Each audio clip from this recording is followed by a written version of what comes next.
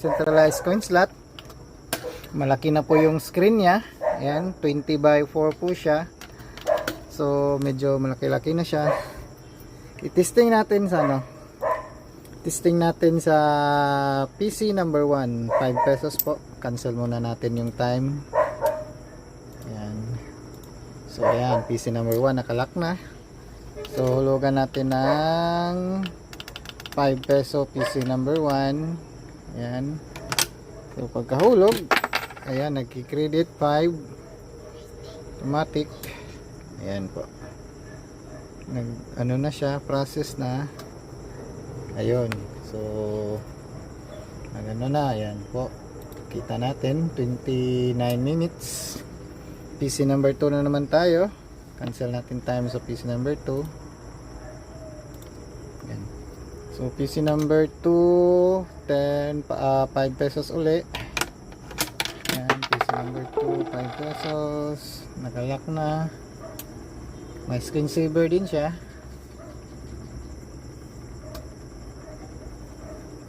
Ayan po, ayan. So may ano na siya, 29 minutes.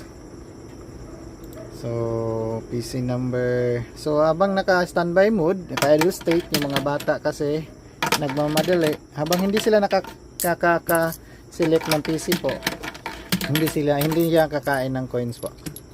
Ayan. So PC number 3, so naka virtual mode kasi ako, kasi super base naman tayo.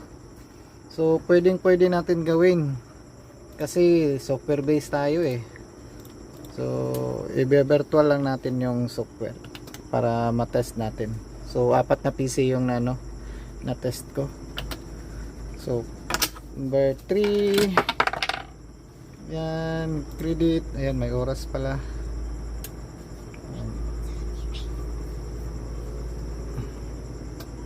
Yan, 10 pesos po, PC number 3. Pause natin.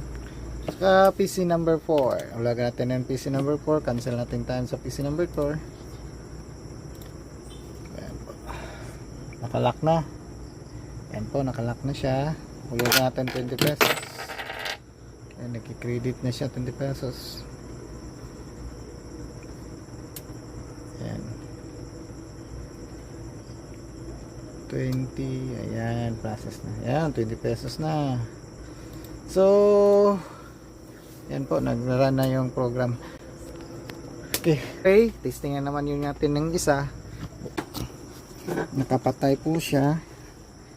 Ayan po, nakapatay. So, pagkasaksak natin sa USB, dito po. Ayan. So, nabubuhay siya. Ayan pala, may start up po siya. Kasi habang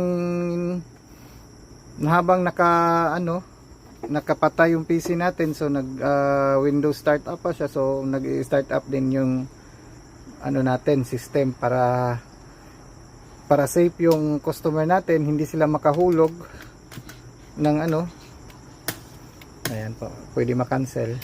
Ayan. So buhayin natin yung coin slot. Ayan.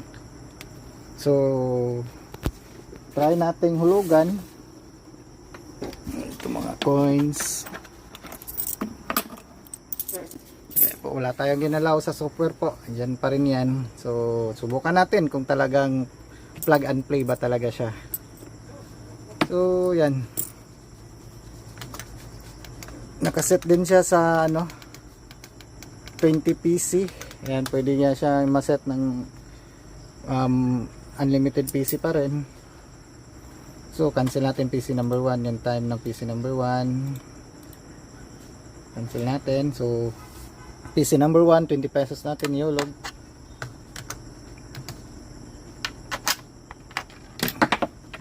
Ayan po, credit 20 pesos.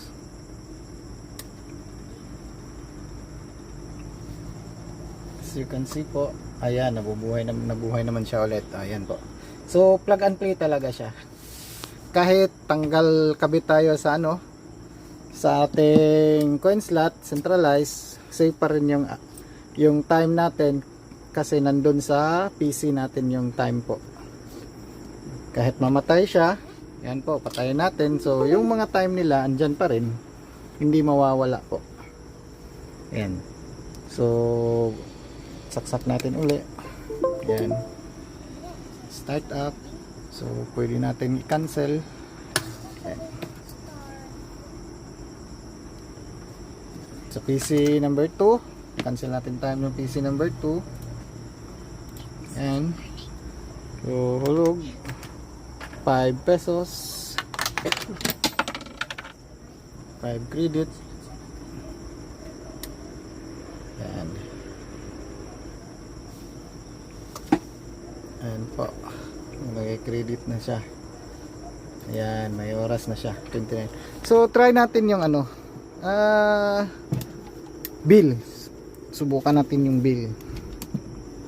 Ito, 50 pesos po. So naka standby mode pa rin, hindi rin siya kakain po kahit anong insert natin dyan, hindi yan kakain po. So subukan natin PC number 4, cancel natin yung time sa PC number 4, number 3 pala. So number 3, insert tayo ng coins, number 3.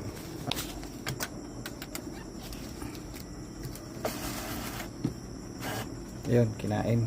Yan, 50 pesos. So automatic nag-credit. So nakalock siya. Ayun, may time na, 5 hours po siya. 6 hours pala kasi naka promo rates. 50 pesos is 6 hours siya. Naka promo rates siya tayo. Ayan po. So changer na naman tayo. Try natin yung changer. 50 pesos. Ayun, ayun yan, kainin niya na 50 pesos. Bungi. Ayan. So pindutin lang natin yung changer button. Ayan po. Ayan. So coin and bill exchanger. Insert 50 pesos. Ayan, kinain 50 pesos. So after mag-credit, pindutin natin yung changer button.